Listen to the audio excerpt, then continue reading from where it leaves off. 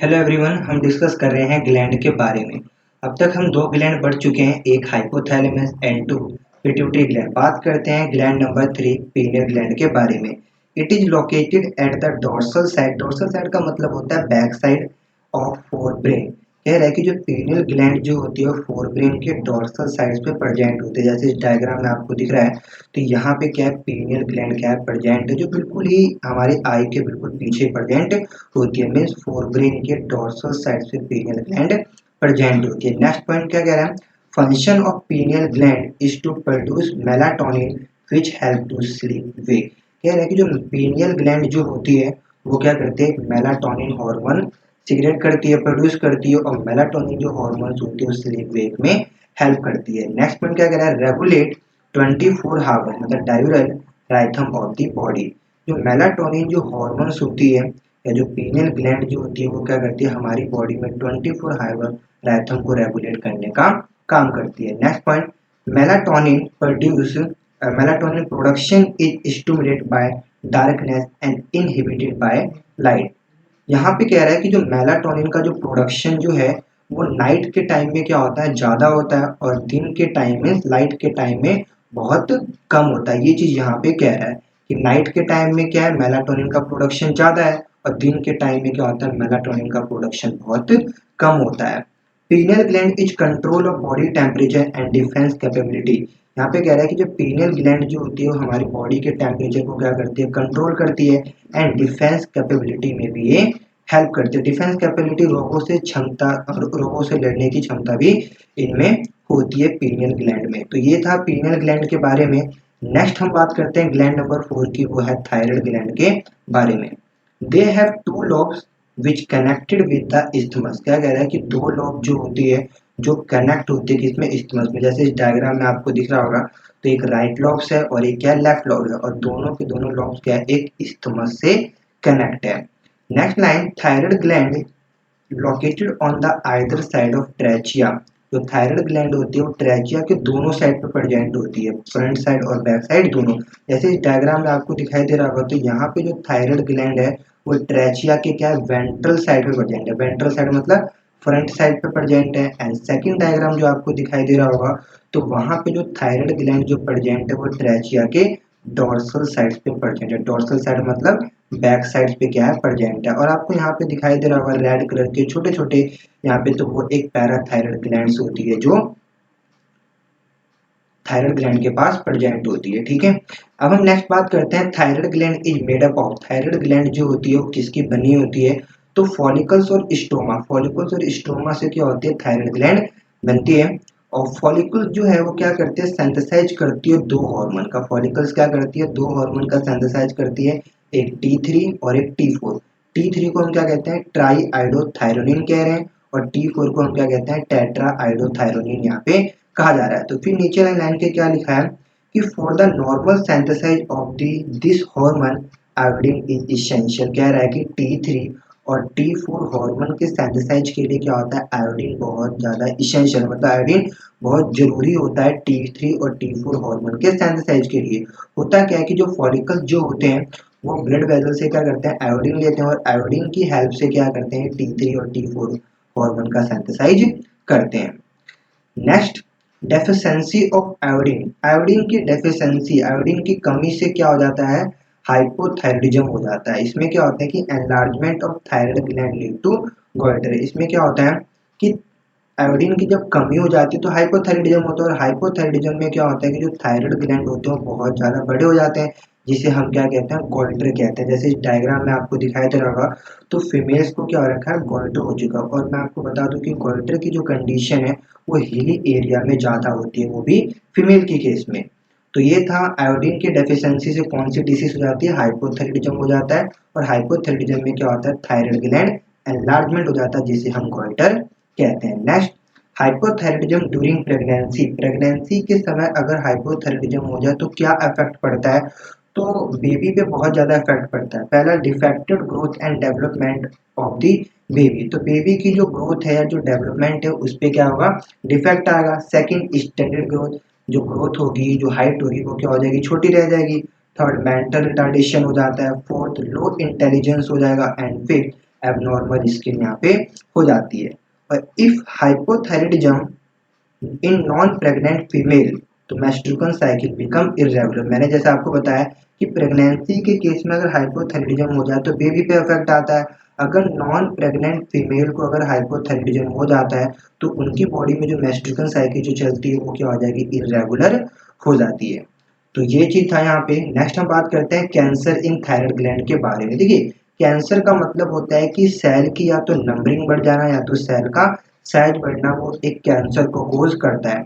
तो cancer in thyroid gland में क्या है कि thyroid gland produce more hormone means T3 and T4 condition is called hyperthyroidism. यहाँ पे कह रहा है कि जब थायराइड ग्लैंड जो होती है, जो वो T4 और T3 और T4 का T3 और T4 जो हॉर्मोन्स है, जो उनका सिक्रीशन है, उसका जो प्रोडक्शन है वो बहुत ज़्यादा प्रोड्यूस हो जाए तो क्या हो जाता है, हाइपोथायराइडिज्म हो जाता है। क्या होता है, हाइपोथायराइडिज्म होता है। जैसे इस डायग्राम में आपको दिखाई दे रहा होगा, तो फीमेल को हाइपोथायराइडिज्म है तो इसकी जो आई होती है, इनकी जो आई है वो क्या होगी, बल्गिंग आई हो जाती है। आई जो होती है वो क्या हो जाती है, फुल जाती है और गोइटर भी यहाँ पे हो जाता है।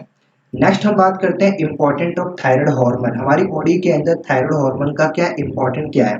तो फर्स्ट हम बात करते हैं regulation of basal metabolic rate. तो बेसल मेटाबॉलिक की रेट को क्या करता है, रेगुलेट करेगा।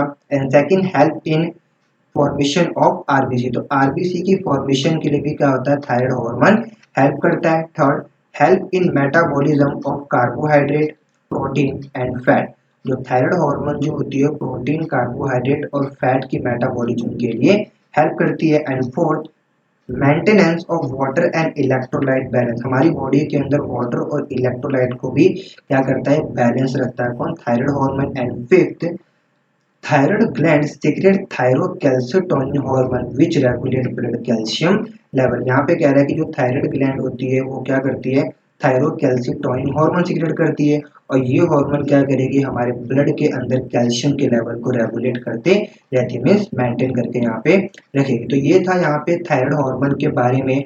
और थायराइड हार्मोन बहुत इंपॉर्टेंट है और यहाँ पे थायराइड हार्मोन कंप्लीट हो चुका है। नेक्स्ट हम बात करते हैं ग्लैंड नंबर फिफ्थ की, वो है पैराथायराइड ग्लैंड के बारे में।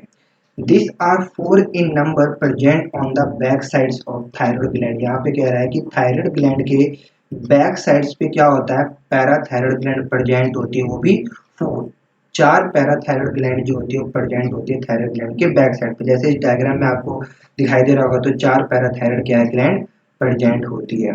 ठीक है, next line, parathyroid hormone means PTH. PTH जो है वो उसे शॉर्ट में कह रहे हैं, are secreted by parathyroid gland. तो पैराथायराइड जो ग्लैंड्स होती है वो एक पैराथायराइड हार्मोन क्या करती है, सिक्रेट करती है। और पैराथायराइड हार्मोन जो है, जो एक क्या पेप्टाइड हार्मोन होता है। पेप्टाइड का मतलब होता है प्रोटीन। तो पैराथायराइड हार्मोन एक क्या है, प्रोटीन हार्मोन यहाँ पे होती है। फंक्शन की बात करते हैं, पैराथायराइड हार्मोन का फंक्शन क्या है। तो increase the calcium level in blood. Blood में क्या करता है, कैल्शियम के लेवल को इंक्रीज करता है। कैसे करता है, जैसे इस डायग्राम आपको दिखाई दे रहा होगा, ये बोन्स है और ये क्या है, ब्लड वेसल्स है।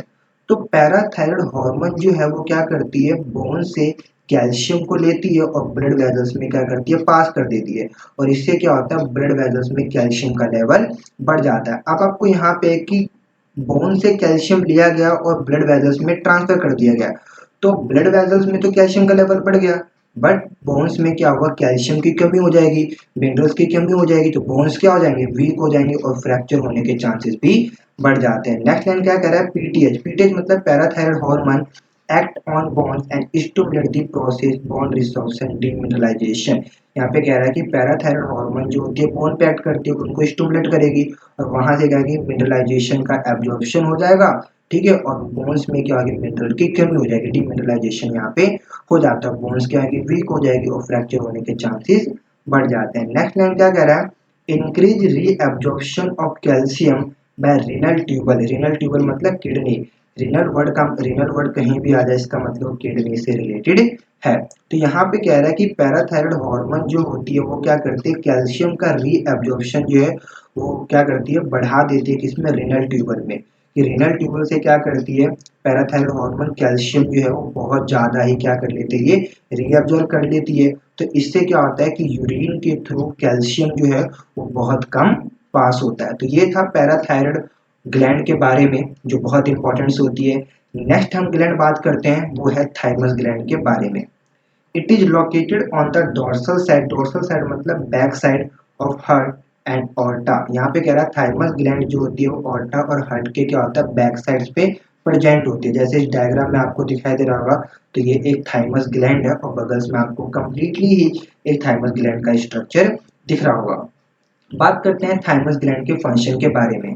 डेवलपमेंट ऑफ इम्यून सिस्टम के डेवलपमेंट के लिए क्या होता है थाइमस ग्लैंड्स का रोल होता है। And second it secret peptide hormone called thymosin.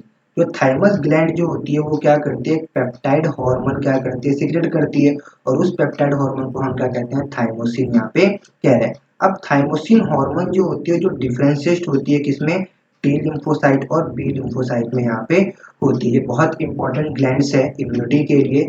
मैं दोबारा आपको बता रहा हूँ कि जो थाइमोसिन होती है वो डिफरेंशिएट करती है किसमें टी लिम्फोसाइट और बी लिम्फोसाइट में। अब हम बात करते हैं it provide cell mediated immunity. ठीक है, अब क्या होता है कि जो सेल मेडिटेड इम्यूनिटी पे क्या होता है कि टी लिम्फोसाइट एक्ट करते हैं। क्या करते हैं टी लिम्फोसाइट एक्ट करते हैं। अब सेल मेडिटेड इम्यूनिटी होता क्या है तो which help in organ transplantation. ये ऑर्गन ट्रांसप्लांटेशन के लिए क्या होती है हेल्प होती है। मैं आपको समझाता हूँ। देखो मैंने आपको टी लिम्फोसाइट और बी लिम्फोसाइट के बारे में बता रखा है तो आप मेरी वीडियो को जाके वहाँ पे देख सकते हो। तो मेरे चैनल को सब्सक्राइब करें और सबसे पहले वीडियो देखने के लिए आप देख सकते हो। तो चलिए हम बात करते हैं टी लिम्फोसाइट के बारे में। तो टी लिम्फोसाइट जो होती है हमारी बॉडी में कोई भी फॉरेन एजेंट्स आते हैं तो टी मेमोरी सेल जो होती है टी मेमोरी सेल्स क्या करती है उस फॉरेन एजेंट की मेमोरी को स्टोर करेगी और टी हेल्पर सेल क्या करती है बी सेल का सिंथेसाइज करेगी और बी सेल क्या करेगी उस फॉरेन एजेंट के अगेंस्ट क्या करेगी एंटीबॉडी बनाना स्टार्ट कर देगी। तो होता क्या है जब हमारी बॉडी के अंदर मान लीजिए कोई पर्सन है या कोई पेशेंट जो है उनकी बॉडी के अंदर कोई किडनी खराब है। अब उस किडनी को हटा के दूसरी किडनी वहां पे लगाई जाएगी उस पेशेंट्स को। तो वो किडनी जो है वो उस पेशेंट्स के लिए क्या एक फॉरेन है। क्या फॉरेन है तो उस किडनी को लगाने के लिए सबसे पहले क्या करा जाएगा टी लिम्फोसाइट को सुप्रेस किया जाएगा। क्या किया जाएगा टी लिम्फोसाइट को सुप्रेस किया जाएगा। इसलिए सुप्रेस किया जाता है कि कोई भी एंटीबॉडी को ना बना सके जो हम ऑर्गन ट्रांसप्लांट कर रहे हैं। ठीक है ना। तो ये होता है सेल मेडिटेड इम्यूनिटी के बारे में आप 12th क्लास में बहुत अच्छे से पढ़ोगे। तो हम बात करते हैं next they also promote the production of antibody therefore it provide humoral immunity. Humoral immunity पे क्या होता है बी लिम्फोसाइट एक्ट करते हैं और ये क्या होता है एंटीबॉडी के प्रोडक्शन के लिए रेस्पॉन्सिबल होती है।